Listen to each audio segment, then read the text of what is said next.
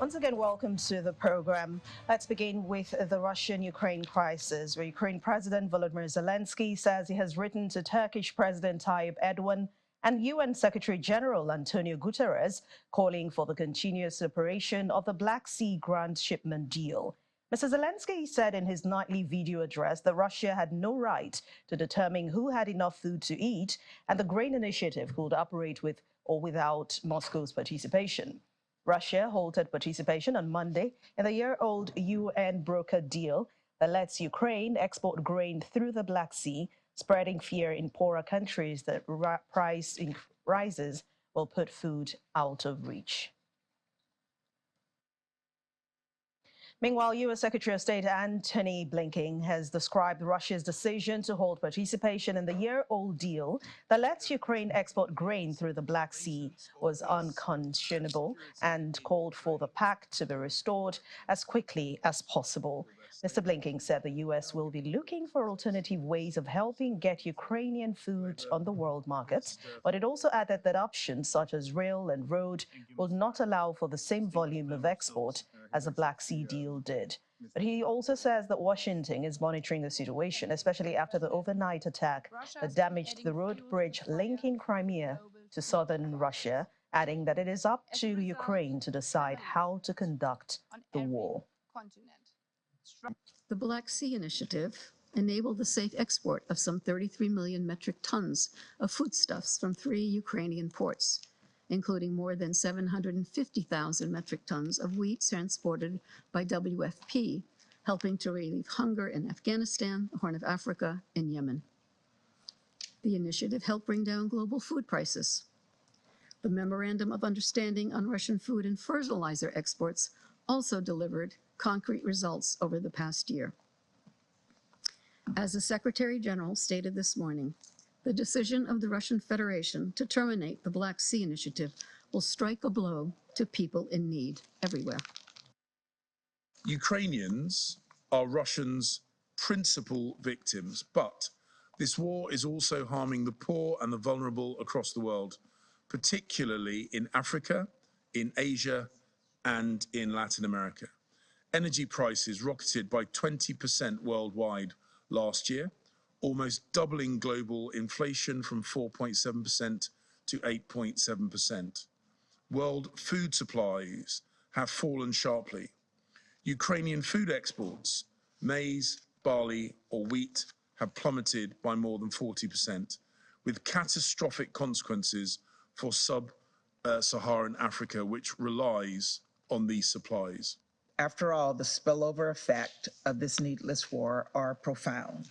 Just look at the harm Russia has done to the world's food supply.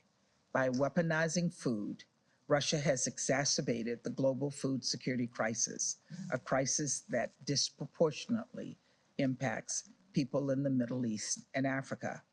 And today, in another act of cruelty, Russia suspended its participation in the Black Sea Grain Initiative. This arrangement has brought stability to global food markets and lowered food prices for all. Well, more support is coming from the United States as Aid Chief Samantha Power today pledged $250 million in new funding to help Ukrainian farmers reeling from blocked Black Sea grain shipment.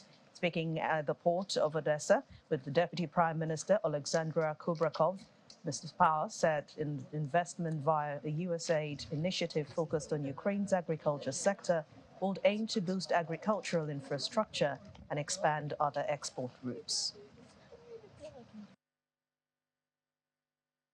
But today, I also would like to announce that the United States will provide more than $500 million in additional humanitarian assistance to our humanitarian partners to scale up their response on the front lines. I want to start by expressing grave dismay with the Russian Federation's decision to withdraw from the Black Sea Grain Initiative. This is a reckless decision that will have profound human consequences. And it's just another example of Russian callousness and disregard for human lives and livelihoods, not only here in Ukraine, but all around the world. And staying with the story, UN representatives have called out the Russian government over its decision to withdraw from that Green Deal, describing it as deeply irresponsible. The deal expired on Monday after Russia quit and then warned that it could not guarantee the safety of ships in a move the United Nations has said will strike a blow on the people in the world everywhere. Foreign ministers from Poland, Germany, and Ukraine were among those gathered in the Security Council asking the continuation of this deal. And in the meantime, the Kremlin has said that shipping grain out of the Black Sea port without security guarantees from Russia will carry risks because Ukraine uses those waters for military activities. Kremlin spokesperson Dmitry Peskov told a media briefing in Moscow that Russia rejected U.S. criticism of its withdrawal from the Green Deal. But Moscow suggested that if demands to improve export of its own grain and fertilizer were met, then it would consider re-resurrecting the Black Sea Agreement. However, UN Secretary-General Antonio Guterres said that a UN pact that aimed to help facilitate Russia's shipment over the past year was also terminated. Well, Mr. Peskov says that Russia would continue supplying grain in poor countries. And let's bring in Head Department of Defense and Security Studies at the Nigerian Defense Academy in Kaduna, Professor Isaac Mbachu. Thank you very much, Professor, for joining us on The World Today. Thank you so much for having me. Thank you. What would you make of Russia's decision to pull out of this deal, citing and remembering that it had reached its own deadline of July 17th, and even accusations against Ukraine that it is using the Black Sea port for military activities, hence the stoppage of this deal? This is a serious problem. This is nothing but weaponization of food. And the crisis would impact seriously on African countries. For instance, Nigeria, Egypt, Ethiopia, Sudan. It's going to effectively bring about second round of food crisis in Africa, in Asia, in Latin America. Honestly speaking, this is a crisis that we cannot yet fathom, because food is the basic needs of the world population.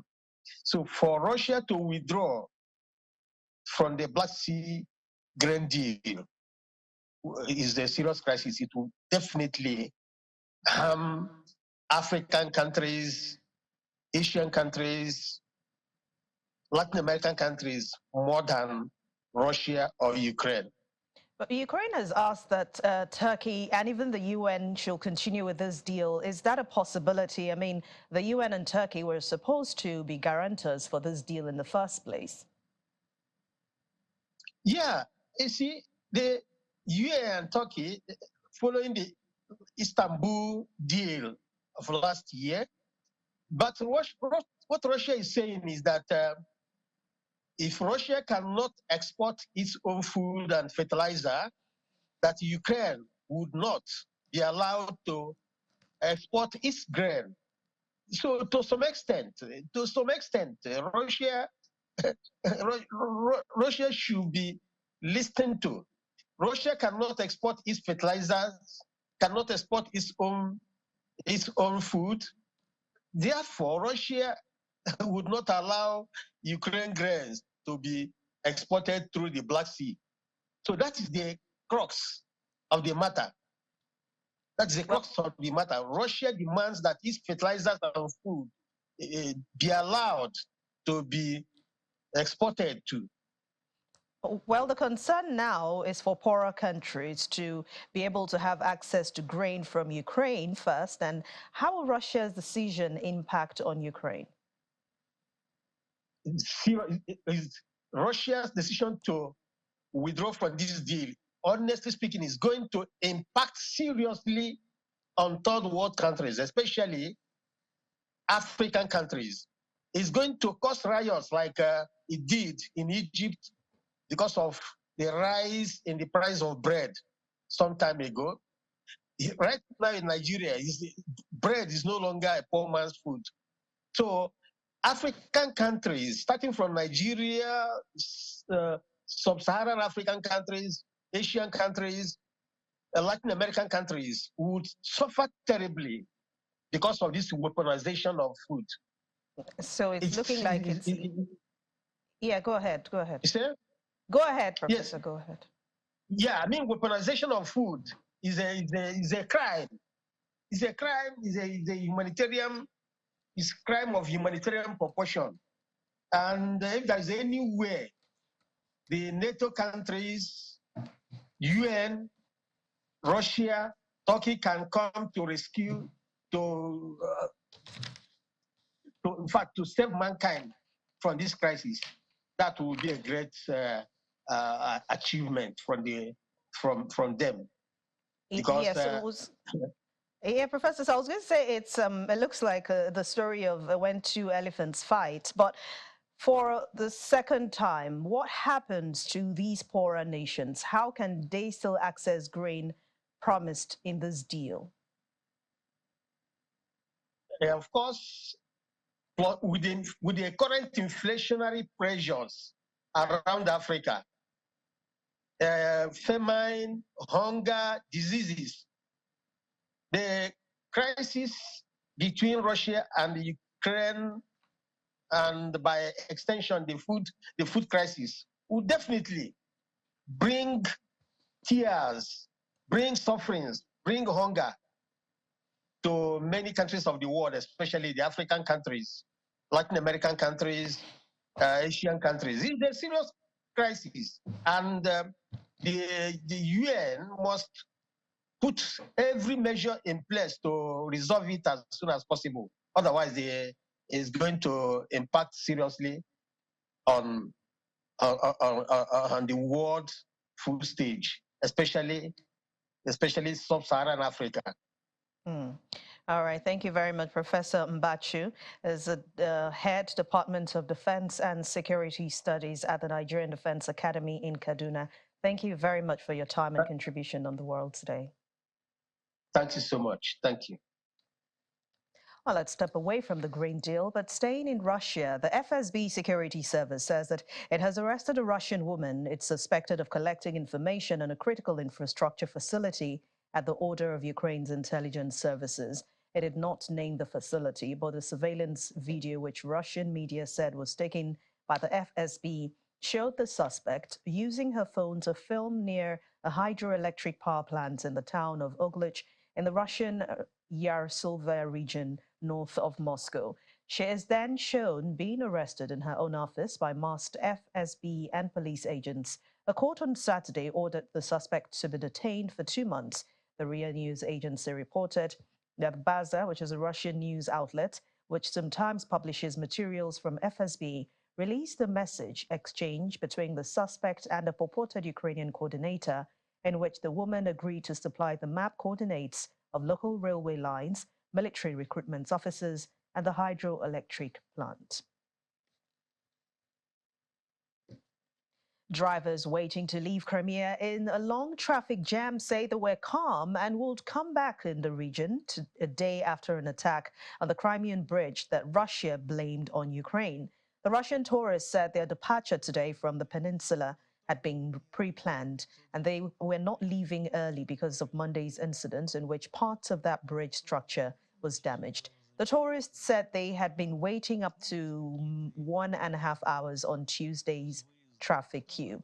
That incident has complicated plans for Russian tourists to whom Crimea is traditionally a major destination. State media on Monday broadcast images of long traffic jams as Russian tourists dashed home by driving through parts of southern Ukraine controlled by Russian forces.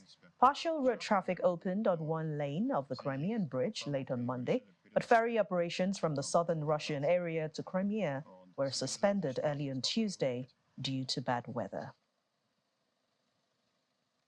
Meanwhile, German Foreign Minister Annalena Baerbock says that every missile fired by Russia at the Ukrainian port of Odessa was also the equivalent of firing a missile at people who were starving in the world. This comment piled criticism on Moscow as Russia fired at Ukrainian ports a day after pulling out of a UN-backed deal to let Kiev export grain. But Russia described its wave of missile and drone attacks on Ukrainian ports as revenge for attacks launched by Kiev. Moscow's decision to withdraw from the grain deal prompted the United Nations to warn it that risking creating hunger around the world.